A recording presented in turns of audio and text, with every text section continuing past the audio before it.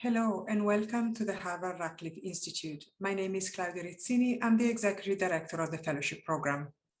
The Institute is one of the world's leading centers for interdisciplinary exploration. We bring students, scholars, artists, and practitioners together to pursue curiosity-driven research, expand human understanding, and grapple with questions that demand insights from across disciplines. You can be a part of this vibrant community by attending public programs such as this one, visiting virtual exhibitions, or pursuing the special collection held at the Schlesinger Library. To learn more, you can visit radcliffe.harvard.edu and sign up to receive more information on news and events. We'll begin the program with a presentation by Cheng Chang. After the presentation, the speaker will respond to questions from the audience. Please use the Q&A feature on Zoom to submit your questions at any time throughout the program. We ask that you keep your questions brief to allow us to address as many as possible in the time that we have together. It is my pleasure to introduce Radcliffe and Harvard Yenching Institute Fellow Cheng Chang. Professor Chang is an associate professor in the Division of Humanities at the Hong Kong University of Science and Technology. He is a renowned historian who brings together the fields of modern Chinese history, US-China relations, and Chinese diaspora studies through his written works. He specializes in the Cold War and the social history of war and revolution as experienced by ordinary individuals. Most recently, Professor Chang is the author of his first book, The Hijacked War, the story of Chinese POWs in the Korean War, published by Stanford University Press. The book serves as an original contribution to modern Chinese history, Korean War history, and the broader international history of the Cold War. The foundation of the book is more than 80 interviews with former prisoners now located in China, Taiwan, and Argentina. Professor Chang brings to light the experience of Chinese prisoners in Korea and portrays the struggle over prisoner repatriation that dictated the second half of the Korean War. At Radcliffe, Professor Chang will again combine unique interview and archival material into a fascinating new social history of the human experience of war and revolution in the 20th century East Asia. Between Worlds, China's World War II, Interpreters and their divergent fates in China, Taiwan, and United States, centers the history of more than 3,000 Chinese college students, including a small number of women, who were organized to serve as interpreters for the American and British Allied forces in the China-Burma-India theater. Professor Chang observes the interpreters' varied background, wartime experiences, and differing post-war courses. The book will meld personal histories with a larger military, political, diplomatic, and social history of the Second World War, the Chinese Civil War, and the Korean War, and the Cold War. Professor Chang earned an MA in East Asian Study from Stanford University and a PhD in Modern Chinese History from the University of California, San Diego. Following his PhD, he was the Center of East Asia Studies postdoctoral fellow at Stanford University. His work has been funded by the Chang Ching Kuo Foundation, the Fulbright Program, and the Research Grant Council of Hong Kong. And now it is my pleasure to give the virtual floor to Cheng Chang. Thank you, Claudia, for your generous introduction. And I would like to express my gratitude to my wonderful fellow Radcliffe Fellows and Harvard Yenching Visiting Fellows. It's such a thrill to working with such a wonderful group of scholars and artists. And I also want to thank my three great Radcliffe research partners, three Harvard undergrad students, Alan Dai, Tuan Chuan, and Sally Shi. Okay, without further ado, I want to delve into our story today. So today we're going to talk about the China's World War II interpreters, their divergent fates in China, Taiwan, and the United States after the World War II. But before I start, I want to start with a few themes, a few questions asked everyone to ponder. Interpreters, I mean, actually they are everywhere in all kinds of international settings, but they are virtually nowhere, especially in history writing.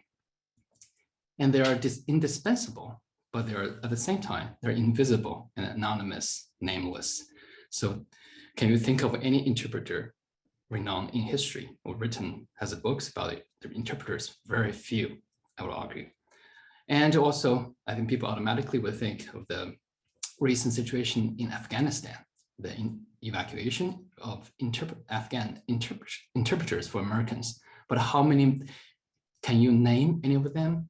Actually, very difficult. We don't know their names, just the many, many interpreters. And interpreters, they serve as a bridge between worlds, but their loyalty actually is always suspected by both sides. Very often themselves are torn between worlds and are caught between worlds. So that's the fate of the interpreters. And before I start on the Chinese interpreters, I want to start a short story about an American interpreter. Many of you probably have seen him, but you don't know his name. This interpreter, Jim. Okay, so using all these major leaders, Joe Biden, President Joe, that time in 2012, he was the Vice President Joe Biden and the President Xi. In the middle, obviously, his interpreter. Have you noticed him? Maybe you haven't. 2011, always the same guy, Jim. And President Donald Trump's era, so he was the interpreter. Nobody noticed him, right? President Obama's era, it was him.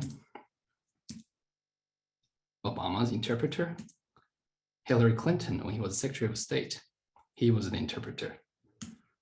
And if we go all the way back to 1984, he was interpreter for President Ronald Reagan.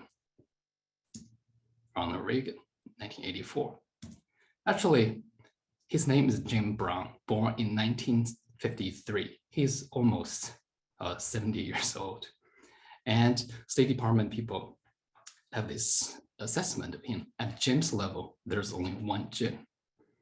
It's unbelievable for the United States, such a huge country, rely on a single person who has been almost serving for 40 years as the primary interpreter between the top leaders. So the United States, I argue, has a long history, has a troubled history with interpreters. So this is now. What about World War II? The situation probably was even worse. So here we go back to 1945. So here's a group of young Chinese men in US uniforms, and they were departing from China, Kunming, the city of Kunming, Southwest China, for the United States. So they were called the FAB 100, the FAB 100. Actually, the FAB stands for Foreign Affairs Bureau of the Chinese government, nationalist government. So they went to America for training. Who were these people? There were 100. So there were actually just 100 out of the more than 3,000, 4,000 Chinese interpreters in the war. So here's a brief background of the World War II in China. So in China, is remembered as the War of Resistance against Japan, which started a long time ago, 10 years before Pearl Harbor, started from 1931 when Japan invaded Manchuria, so this northeastern part of the country. And then 1937, the full-scale war broke out between China and Japan. So Japan invaded and occupied eastern part of China and much of the coastal cities. So China was pretty much isolated before Pearl Harbor. But the nationalist government continued to resist Japan for 4 years, almost alone. Just think about this. France surrendered 6 weeks after the Nazi invasion. China fought 4 years alone. But then Pearl Harbor, China became an ally, even though the second-class ally, but it's an ally. And American supply, American aid poured into China, including some military personnel, even though no combat troops were in China per se, but there were some small number were in Burma and India. So here, US, Americans and Chinese work closely together, and also a lot of interactions with the civilians. How do they interact? They had to rely on interpreters. And also the Women's Army Corps also were in China by the end of the war. So by the end of the war, there were more than 50,000 American military personnel in China. So that requires a huge number of interpreters. Roughly, you can just think of a factor of 10, you need about 5,000 interpreters. Exactly, that's what happened throughout the war. More than 3,000 to 5,000 Chinese college students joined the military to serve as interpreters for American and British allies. The number is not finite because depending on how you define interpreters, there are a certain number of more than 3,000 went through the formal training school. Others were just hired directly. So the number just between 3,000 to 5,000, depending on how you're defining them. And more than 800 of the interpreters came from one particular university, this top university in China. So this is called Southwest Associate University, which actually is a temporary university formed by Peking and Peking University, Tsinghua University, Nankai University from Beijing, and the Tianjin, North China. This university relocated, evacuated all the way to China's southwest. So you can just imagine, some of the students that walked more than 1,000 kilometers to the southwest. Others took a train or by sea to the southwest. Just imagine, it's kind of like, okay, it's sort of like you can imagine Harvard, Yale, and MIT evacuated to New Mexico, Albuquerque, New Mexico, started a new university called the Southwest Associate University. So that's how. So the three universities evacuated all the way to the southwest into the high plateaus of Yunnan, the city of Kunming, very close to Burma. So here in this university, they produced most of the early interpreters. And even before Pearl Harbor, American volunteer group, the so-called Flying Tigers, authorized by President Roosevelt. So essentially it's a mercenary air force set up to help the Chinese. So they were in private capacity and went to China to fight for the Chinese, so-called Flying Tigers, even just a few months before Pearl Harbor. And it was led by this legendary Claire Schnaut. So he hired 100 fighters, 100 pilots, and had 100 planes. And he led them into China. And of course, they needed interpreters. So initially, some college students volunteered, especially English major students, senior students, they volunteered to join the military as interpreters, including this young man. So Yenching, so he just passed away this year, lived 100 years. So he served for 1 year for the Flying Tiger. And others, this famous leader, he became a famous translator, Wu Ningkun, and he's the author of A Single Tear. And he volunteered to join the Flying Tigers as the interpreter. And he worked for 5 years as an interpreter in the military.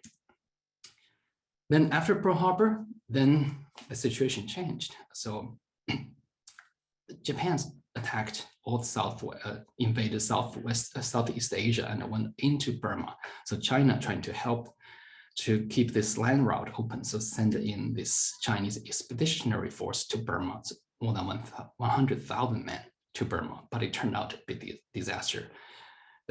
So the troops, 100,000 troops were led by General Stilwell, American general, who had no American troops to command, all Chinese. Of course, you can imagine a lot of conflict between the Chinese and American. So this is what happened.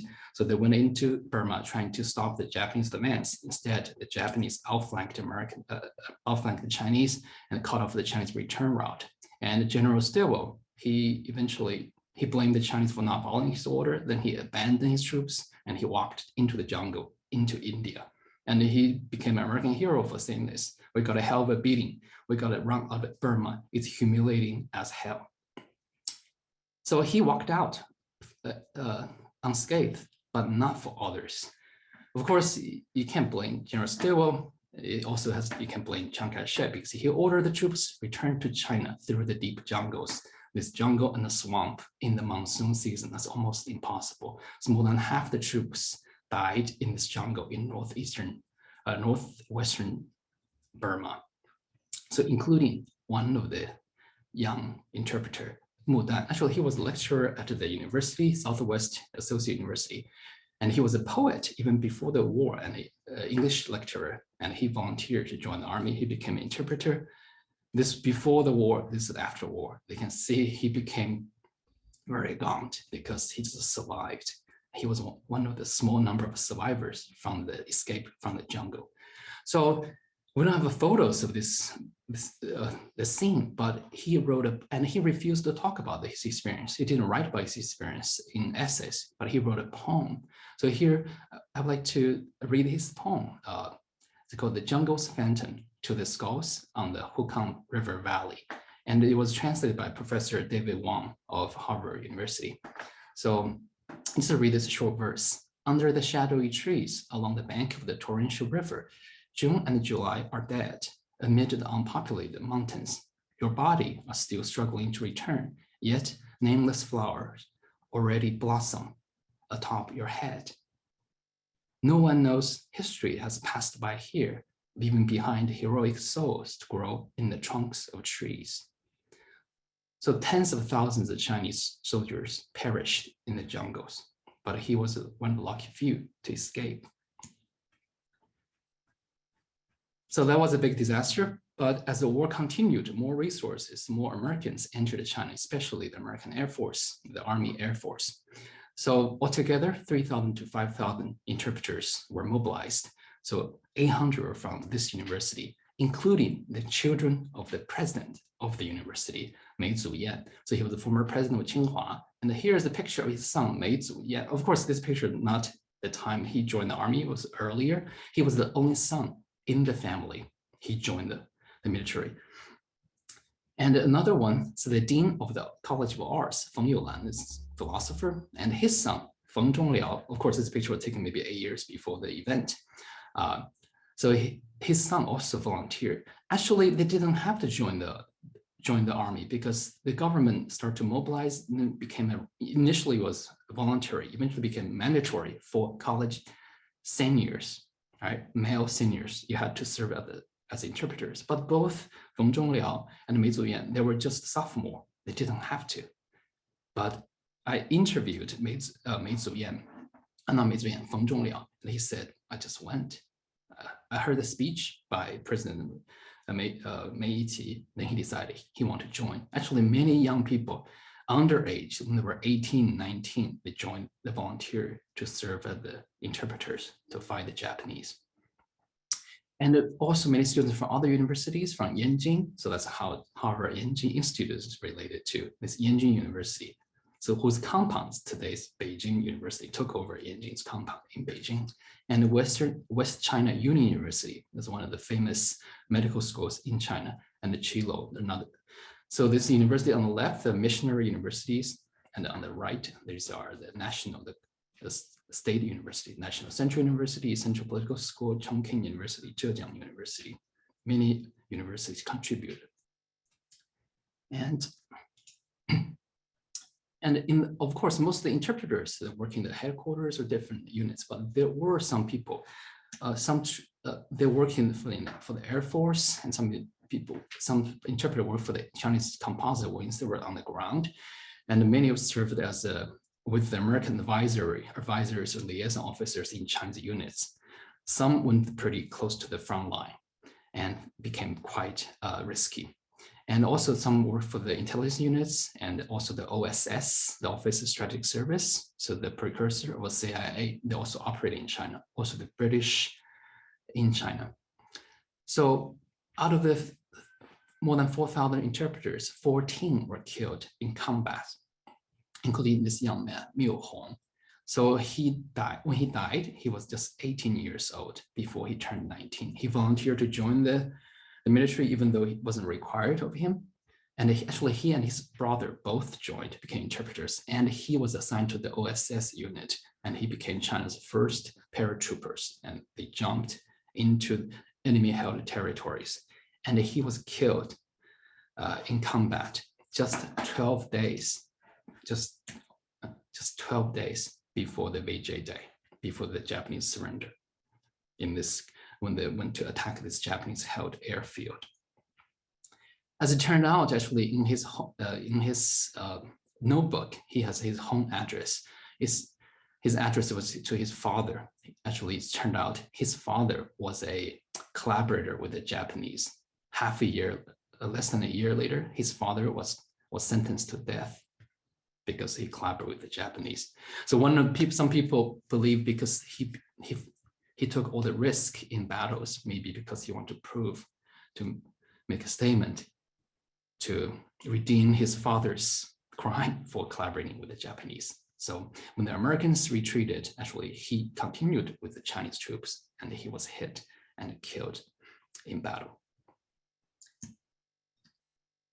And this is shortly before the end of the war, actually, the Chinese government sent 100 FAB interpreters to the US for training. And actually, they went to the US to interpret for the Chinese Air Force in preparation, Air Force personnel in preparation for the final showdown with Japan. But of course, with the atomic bomb, it all became unnecessary.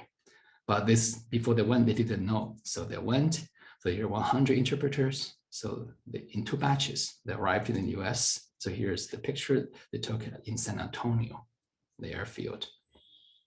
After the war, more interpreters, most of the 100 interpreters stayed in the US to continue their study. And other interpreters who arrived earlier, like Wu Lingkun, he arrived earlier, 43 to 51. He was working for the US military until 46, and then he went to college, went to the University of Chicago for his PhD. And in 1951, he returned to China. And, the Mu Dan, we talk about this earliest interpreter. And after the war, he saved enough money, and he went to University of Chicago to study in literature. He received his MA degree, and his wife received a PhD in biology. But then the Korean War broke out. So that became a huge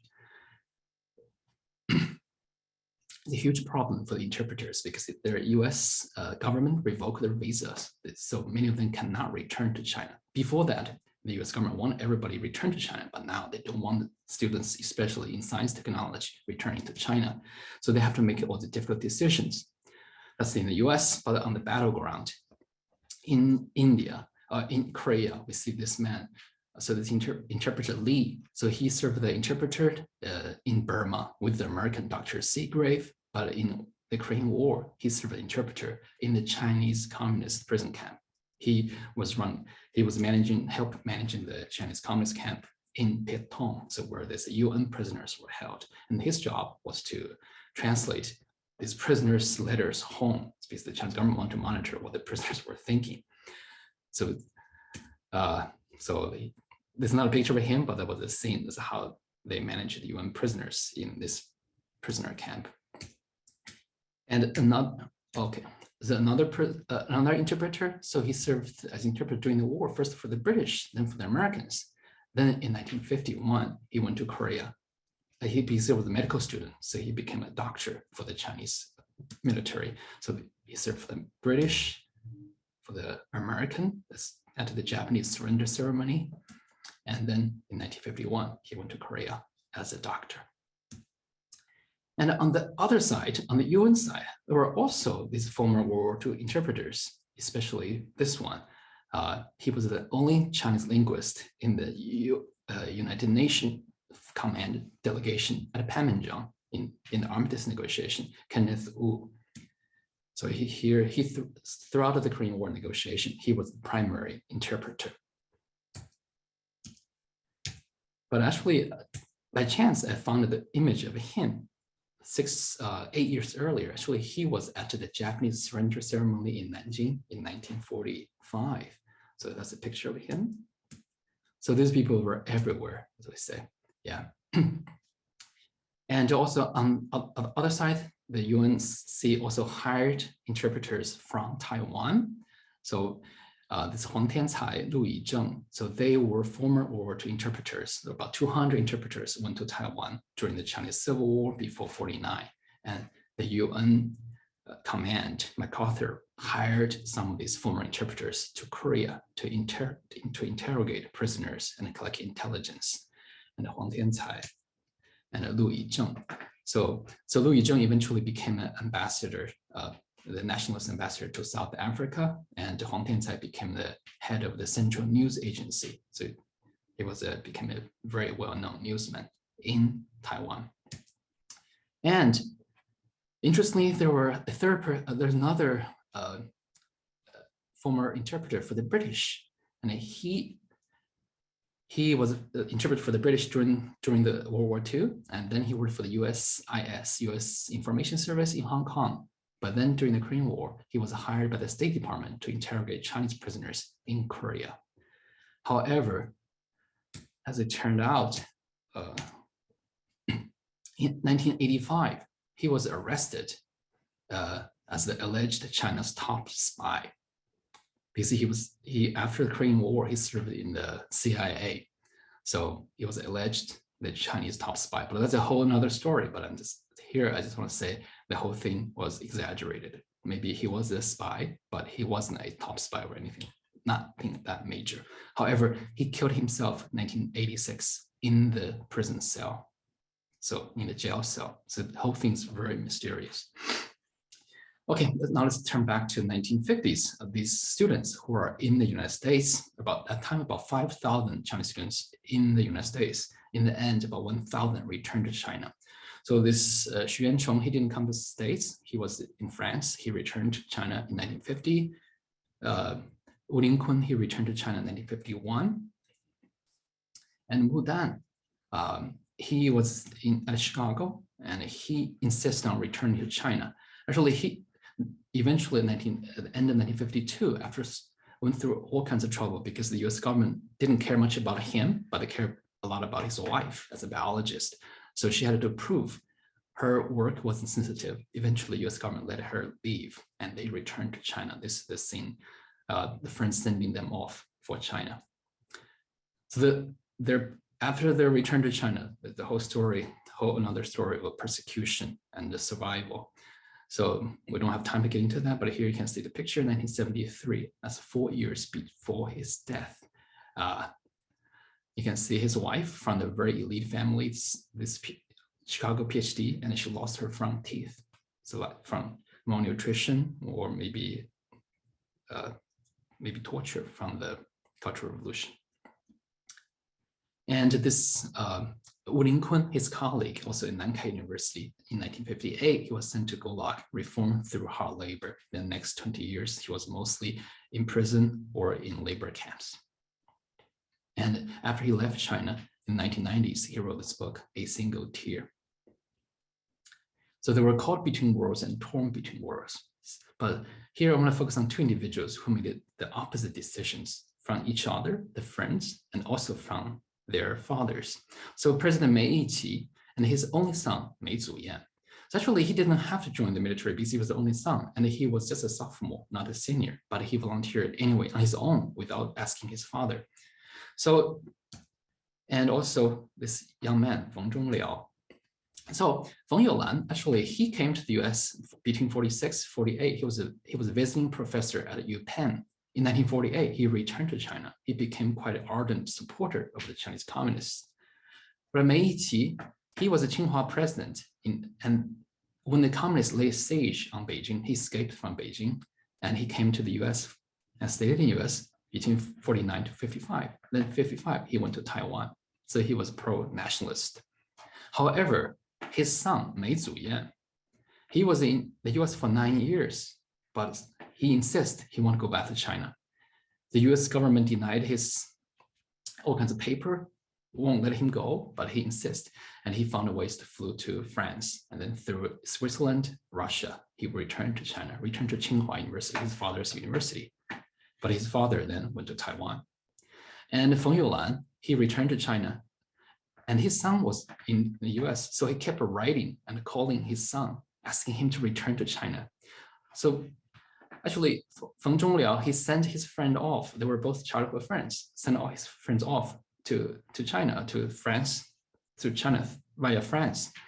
But then in 1956, he already shipped all his books back to China. He was about to return to China.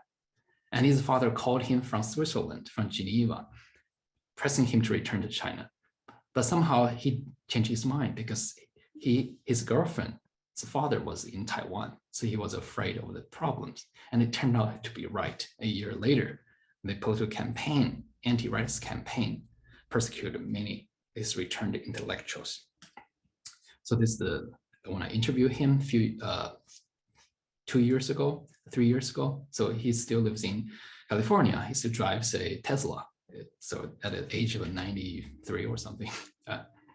And actually they had a reunions. So after the end of Cultural Revolution in the 1980s, these former interpreters had reunions. They met. So the Feng Zhongliao, Mei Zuyan, they met again in Yunnan, in the Southwestern University, the site of their university. And here, there's one individual also in this FAB 100, probably you recognize if you go to the Harvard Yenching Library often. So his portrait is still hanging on the wall. So who is he? So he was the head librarian at the Harvard Yenching for almost 3 decades, more than 3 decades. So he was Wenjing Yujing Wu. So he still lives in California, very healthy. And this engineer, this Wang Shulong, this young man, the time when he volunteered to join the military, he was only 18. He was underage. He volunteered anyway, and he was selected to go to the US, this ebullient young man. And then now he's still very healthy, very strong. So this picture, I interviewed him, it's about 4 years ago, in New York. He was an engineer and a professor. And there was this Wenchao Chen, this very blurry picture of him. His nickname was the professor. And turned out he became a professor. He became the president of Kalamazoo College. And as turned out, it happens he was my grand uncle. So this picture took more than almost 2 decades ago. So the interpreters, again, so they were everywhere, but they're nowhere in history writing. So that's why. And they're indispensable, but they're invisible, but they're anonymous.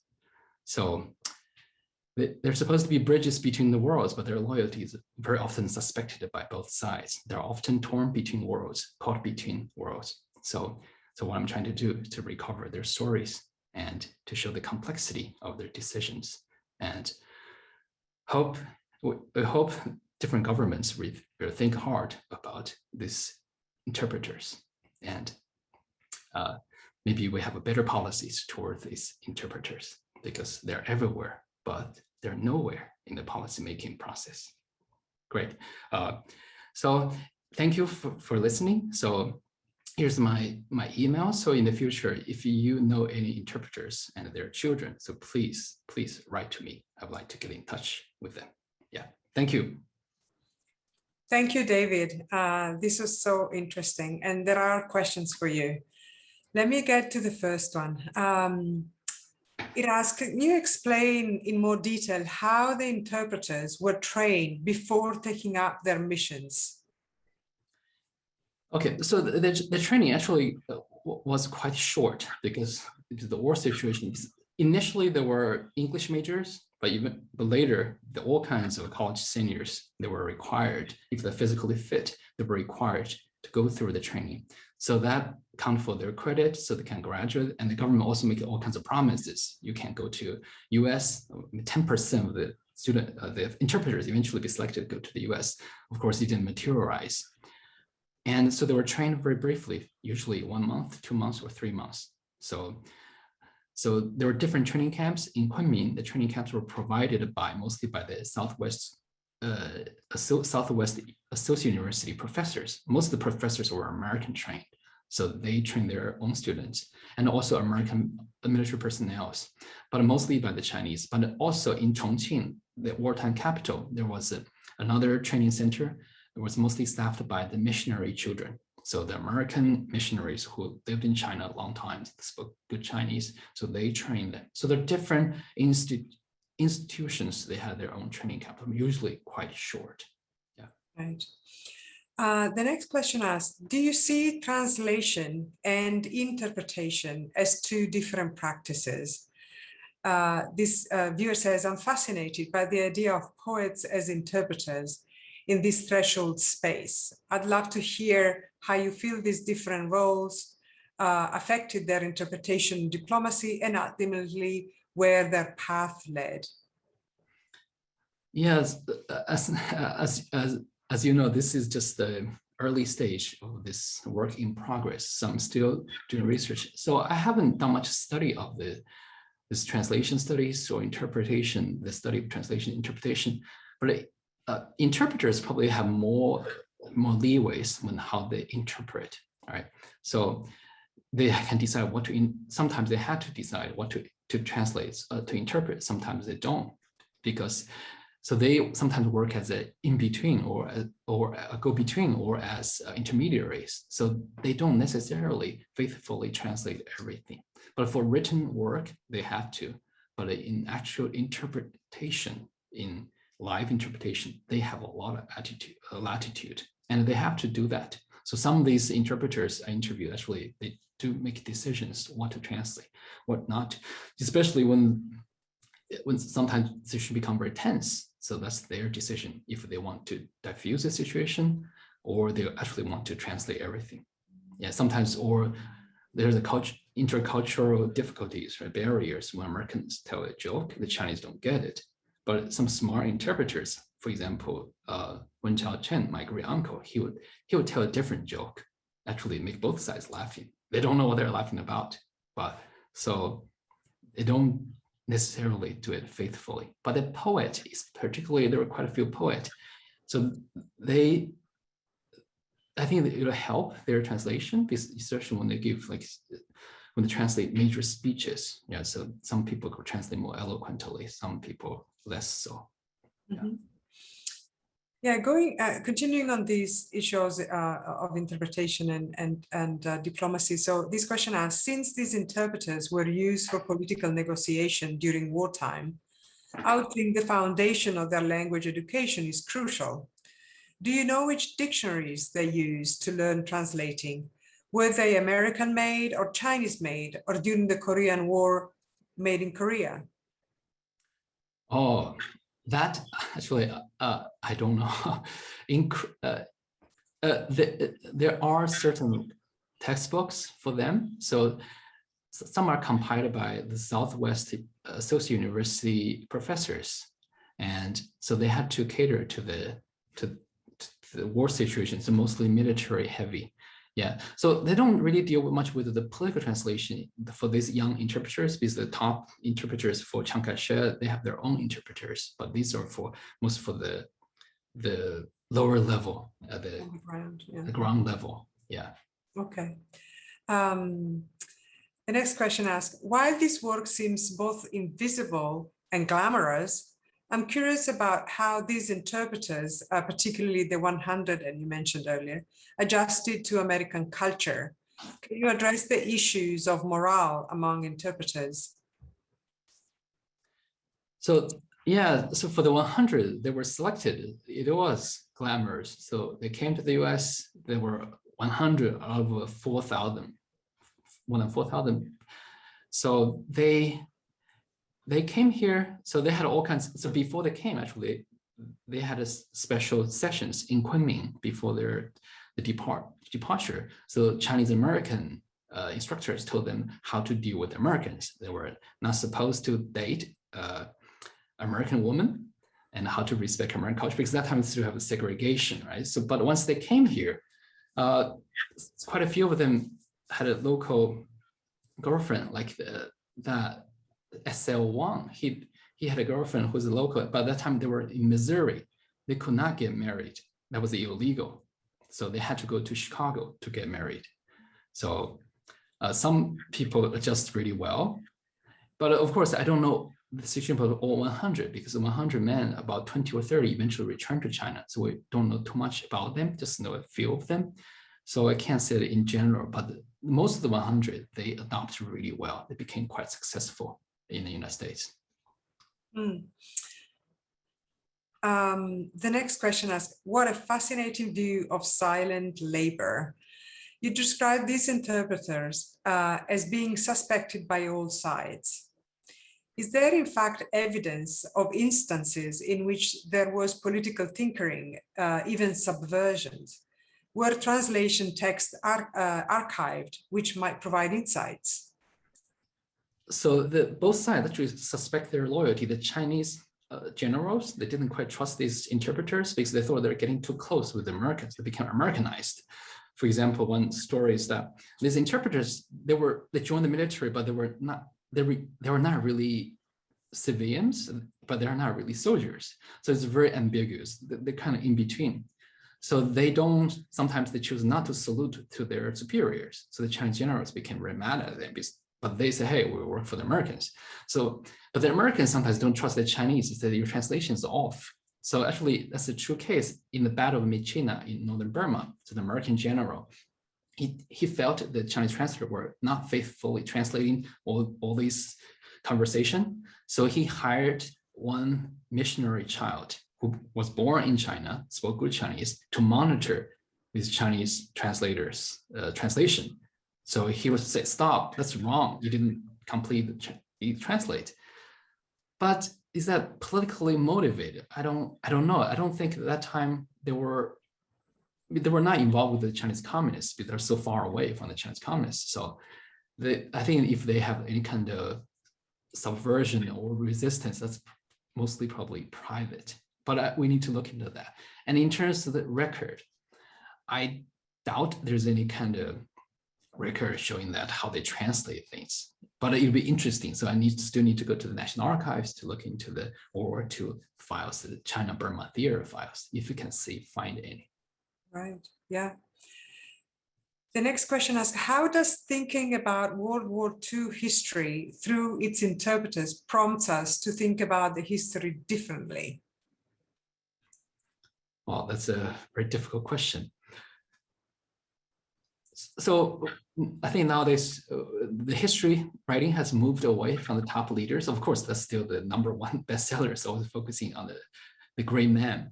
But now I think the focus has been shifting to the ordinary individuals, right? So the civilians, so the refugees. But I think interpreters occupies a very unique position. Actually, they play very pivotal roles, but we just don't know anything about that. Actually, as you might have the previous question I've suggested, actually, maybe they didn't faithfully translate. So how did that impact history? So, but they don't leave any record, right? So, but it's very labor intensive. You want to compare the original text in Chinese or in one language and the English, right? So if the mistranslation or this little slight variation is intentional or not intentional, that involves a lot of work. But I'll see if I can find anything. I'll report back to you. Absolutely. Good luck with that. Going back to the training of these translators, this person asked, were there special organizations to run we heard about the universities that were part, but this person is asking whether there were special organizations to run the program to recruit, train, assign interpreters during World War II on both China and the US sides. Yeah, so on the Chinese side, there's this called the FAB, the Foreign Affairs Bureau, under the National Military Commission. So that's the highest governing body during the wartime. So, but even before that, they had this kind of, it's the War Service Corps. So eventually the Foreign Affairs Bureau took over the entire operation. But also there were other units like the OSS, but I don't think they trained, but they receive interpreters who were trained by the FAB. Yeah. So mostly it's pretty centralized, but again, there were situations interpreters were hired individually, directly outside this formal channel. It happens too. But on the US side, actually, we know there were training programs, Chinese language programs in Harvard, Chicago, and Yale to train Americans to learn Chinese or Japanese. But I mean, this crash course won't enable these students to become translators. I mean, speaking some street Chinese, street Japanese doesn't make you a translator or interpreter. It's an entirely different level. Yeah, so, and again, of course, naturally people can say, hey, in the US, we have so many Chinese Americans. Why can't we have them to work as translators? That's very interesting. The problem is that most of the Chinese Americans, they speak Cantonese, right? So, but when they go to the war, they were mostly fighting in the Southwest China. They're speaking either Mandarin or the Southwestern Chinese dialects. So for Chinese Americans, it would be quite difficult. So some of the Chinese Americans work there, but they can't really fully function as interpreters. And again, another related question is that it's about loyalty. So their loyalty were suspected by the US government. In the Korean War, as I explained, there were 100 plus other interpreters were living in the US during the Korean War, right? The Chinese World War II interpreters. I asked the Yenching and the other survivors, I said, had the US government contact you during the Korean War, asking you to serve as interpreter for the United Nations forces in Korea? They said, no, nobody contacted us. So the US government trying to keep the Korean War as a police action, so let the army deal with it. So that's how the MacArthur went to Taiwan to hire these interpreters. So the US government back home did not do anything to help the situation in Korea. So that created all this opening for Chiang Kai-shek to intervene in the Korean War through the interpreters. So that's the story in my book. Yeah, my first book about the Korean War prisoners. And also the Chinese Americans in the US, when they were hired, so they were not hired directly as interpreters. So the US Army select through their own ranks all the soldiers to find those Chinese speakers, very often by chance. For example, in the case of the Korean War, on the opposing side, on the communist side, there were two Harvard grads. One's a PhD in economics from Harvard. He was the Chinese interpreter, and another was a Chinese, he wasn't a grad, he was a dropout. He left Harvard in 1950-51. He returned to China, became interpreter, or first as a note taker, eventually as an interpreter at Panmunjom. So the Chinese government trusts these returnees.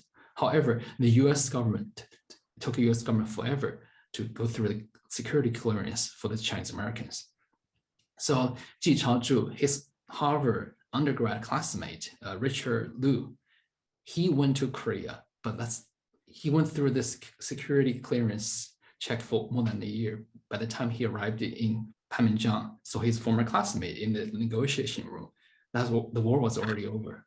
So the US government never fully trusted the Chinese Americans.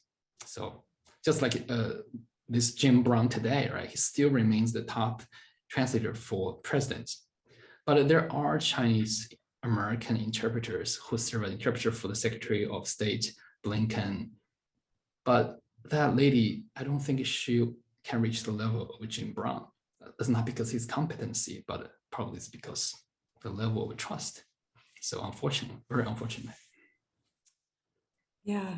The next question asks, can you say more about how the interpreters' views of their national identities changed or didn't as a result of their experiences? Yeah, so I just use the example of Wen Chen, right? So who was my father's uncle. So he came to the US and he decided to stay. So he didn't go back to China, but he kept his Chinese passport until 1980s. He was hoping one day he could return to China. But of course, after he learned about the Cultural Revolution and everything, eventually he decided he wanted to become American. He became a naturalized American citizen. But that was decades after he lived in the US. Yeah. Others, I suspect it's quite similar. Yeah. Out of that 100's very select group, 20 or 30 returned around 1950, but 70 or so stayed in the US.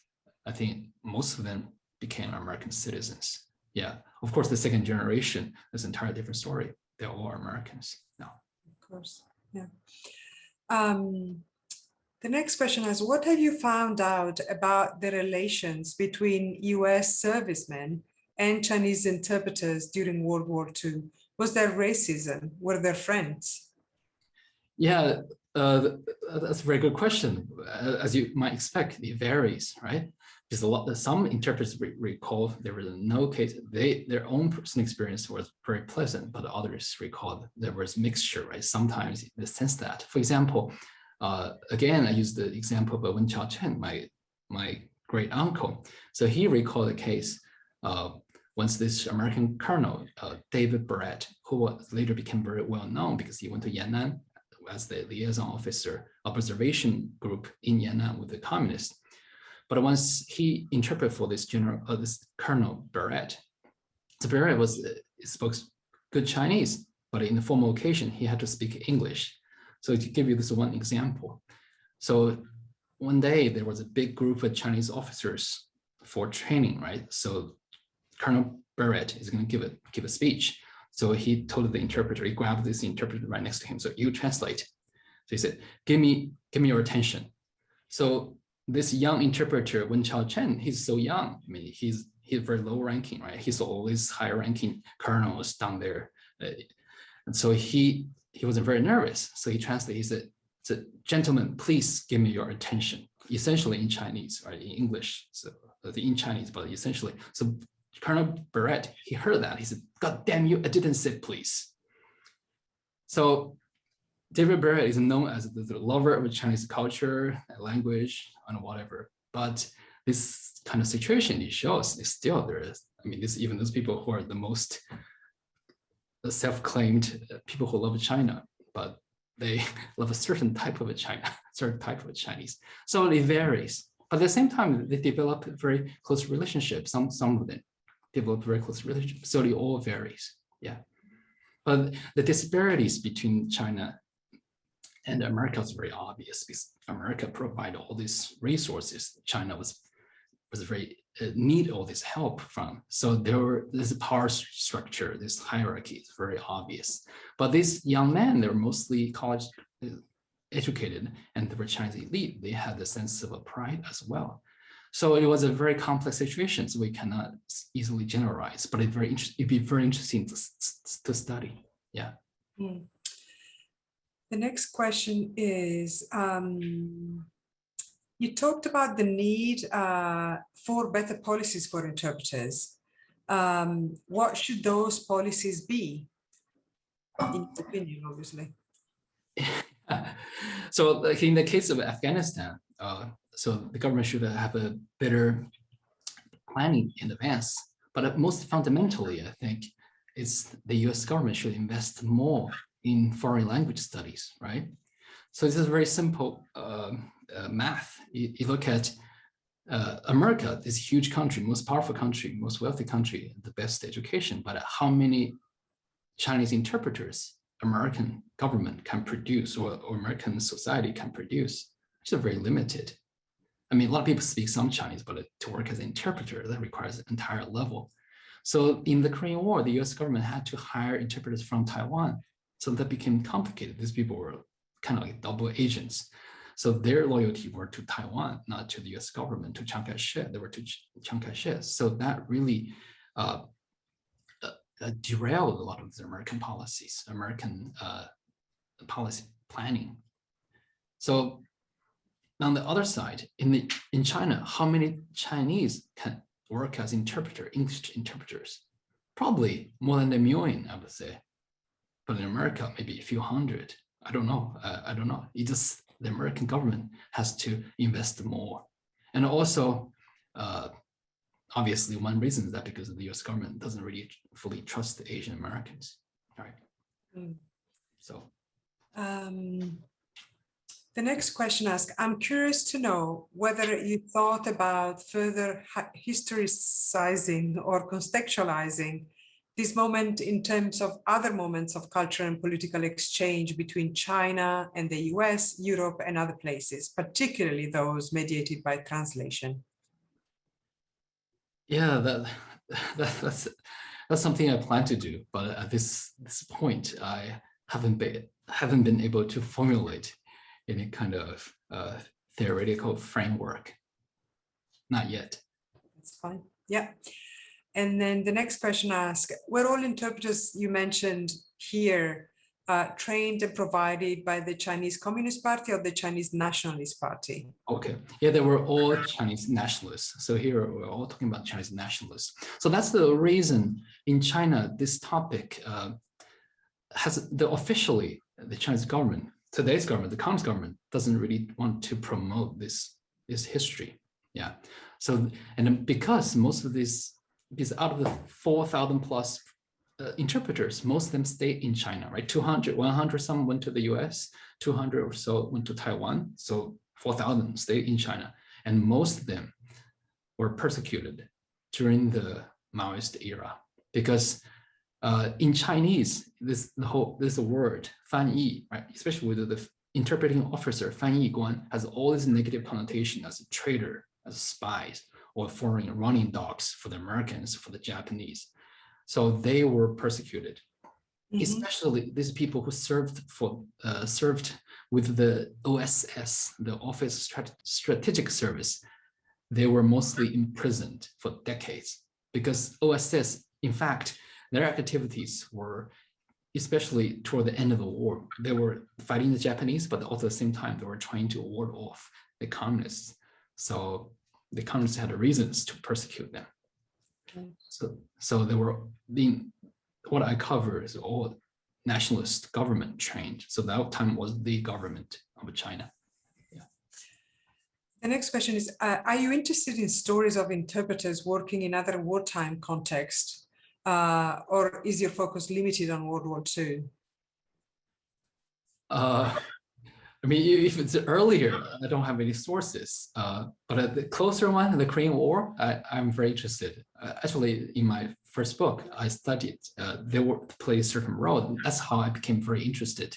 I realized some of the Korean War interpreters, they were former World War II interpreters. They were the same group of people. Yeah, so that's how they're related. But yes, I'm interested in interpreters in general, even the communist interpreters. Yeah, in all these negotiations, but it just nowadays become very difficult to get your hands on sources or to do interviews. One has to do with COVID, but more fundamentally because now it's become increasingly difficult to do research in China. Right. Another question asked about women. Were there any women among the interpreters? And if not, has that changed? I mean, changed now? Yeah. Well, now there are many women interpreters in the Chinese government that are very effective. I mean, also in the U.S. State Department, the women interpreters, right? The main interpreter in the State Department is this Chinese American lady. In wartime, yes. So out of the 4,000 plus interpreter, how many were women? So that's very difficult to quantify because we can read news reports saying that this woman volunteered to join the military as interpreters, but they volunteered, but were they actually served? How long did they serve is unclear. But we know some women served in these medical teams working with the British, with the American. Their primary function were interpretation. So we can say there were some, but it's difficult to quantify. And one of the best known interpreter was the daughter of Mei Yiqi, again, the president of the university. His son became an interpreter. His daughter joined this is a medical team, but also working with the British allies. So she was pretty much an interpreter, but probably he didn't go through this interpreter school. So it's hard, that's why it's difficult to quantify. And also the daughter of Lin Yutang, this Chinese writer, philosopher, and his daughter also joined the war effort, also in the medical team. But is that really interpreter? How do you define that? She didn't go through the training school. So it's hard to say, but that's something I want to delve into later. Yeah. So I hope I can find something. If you know something, please let me know. Absolutely. Thank you, David. This is what we have time for today. Thank you for your thoughtful presentation and perspectives. I also want to thank you, the audience, for the terrific questions. I hope you'll be able to join us for other Radcliffe virtual programs. You can find out about future programs and watch videos of past events at radcliffe.harvard.edu. Thank you again for joining us today. Have a good rest of the day. Bye-bye. Great, thank you.